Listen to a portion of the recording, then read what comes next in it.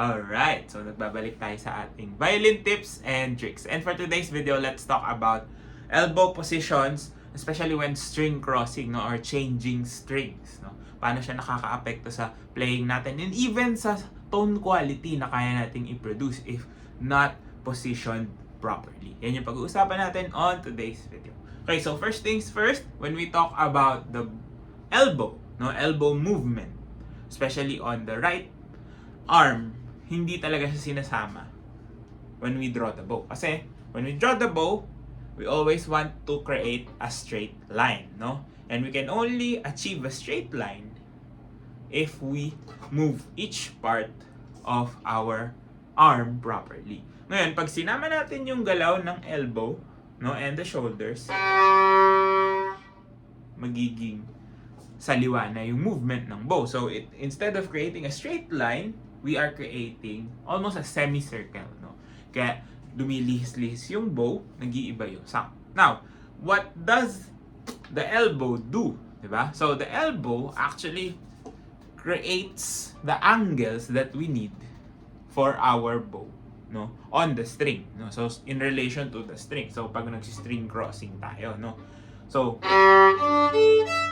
kung saan man tayo tumutugtog na string, we have to move the elbow. So, yung elbow natin, sabi nga natin, yung general rule natin is the elbow does not go beyond your shoulder level. No? Pero, ano nga ba yung ibig sabihin nun? Kasi, ang nangyayari, especially for beginners, pag narinig nila yon, natatakot na silang itaas yung elbow, which in turn creates this struggle to actually produce a good tone, especially sa lower strings, which is the G and sa D string. Why? Kasi kailangan din nating erase yung elbow in order for us to have that leverage to actually press down on the string, no? Kasi pag hindi natin naman erase yung elbow natin, pag masyado siyang mababa, konti lang yung mapoproduce nating volume, especially yung sound na kailangan nating mapalabas, no? So, 'di ba? Sabi nga natin, the G string and the D string are quite heavy, no? They are thicker, no? So you need more pressure, no? They can take more pressure in order for them to really produce the sound that we want. So in order for us to produce that pressure, we need help coming from the back, no? Coming from the whole arm, para hindi nape-pressure or hindi nagkakaroon ng tension with our fingers, our hands, our wrists, and our arms, no? So, kailangan magtulong-tulong sila. Mailipat natin yung energy coming from here, going to here, with the help of this motion. So, hindi naman kailangan talaga tumaas ng sobra-sobra. You just have to feel na kaya mo siyang i-press down, no? That you're not pressing from your fingers, you're not pressing from your wrist alone. Kasi ayan, no? Nagkakaroon ng tension na dito. And you're not also pressing just from your arm. You're pressing from here, no, sa ating back, going to the elbow, going down, no. So, sabi nga nila para daw tong yung record player, di ba? Bumabagsak yung needle dun sa record, no. Pag masyadong magaan yun, hindi tutunog. Same thing here. Pag masyadong magaan, air yung magiging sound. You're not creating enough pressure in order for you to create a solid sound, no, coming from your instrument. So, the same thing naman on the D string. Syempre, hindi na ganun kataas, no? So, pwedeng ganito, no? It will also depend on your body type, no? How long your arms are, no? So, mga ganun. But, just consider na kailangan mo talagang maramdaman na nanggagaling sa elbow. No, your elbow is doing its job, no? It's not just, kasi iba't iniisip nila, the elbow, yung position ng elbow, basta nandun siya, okay na to, no? Ito na lang yung gumagalaw, or ito na lang yung gumagawa ng work. Parang, angat lang, o gano'n lang. But, you have to also follow through with the pressure that it applies, no? May konting gano'n, may konting effort din, no?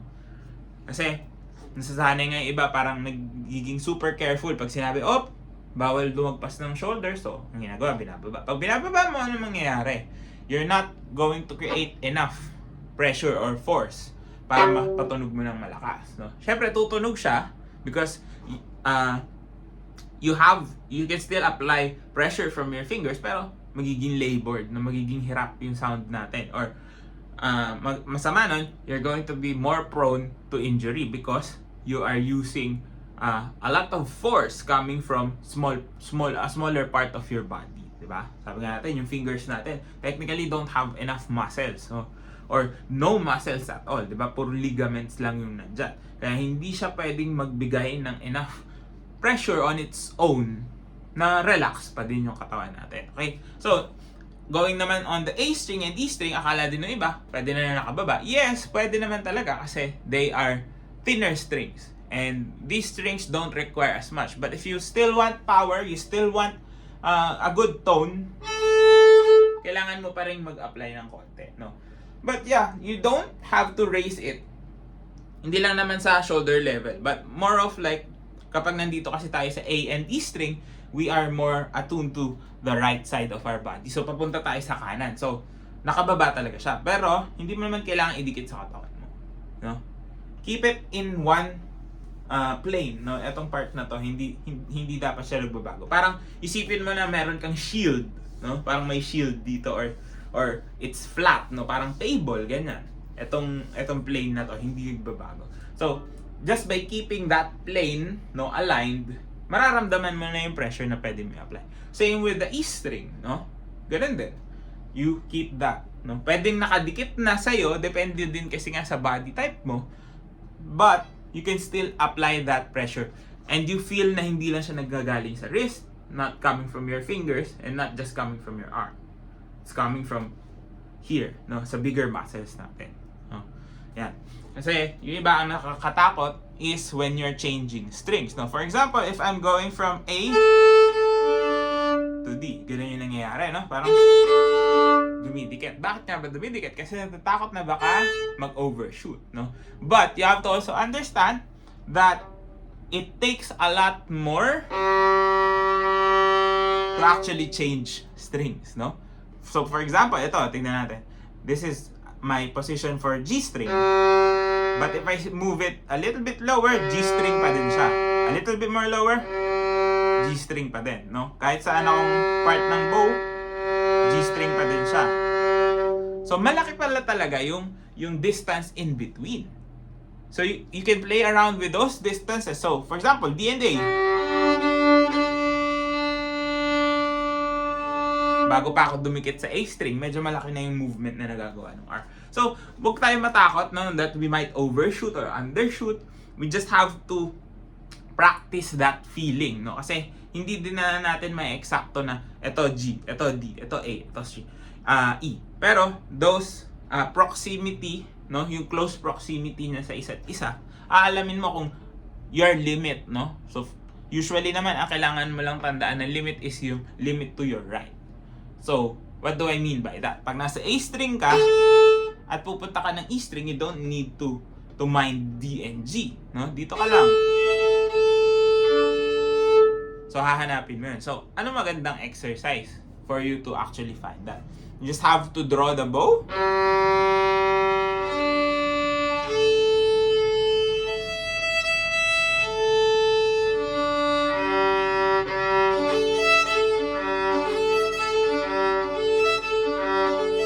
So sa paghahanap mo, no? All parts of your bow, no? Pwedeng dito.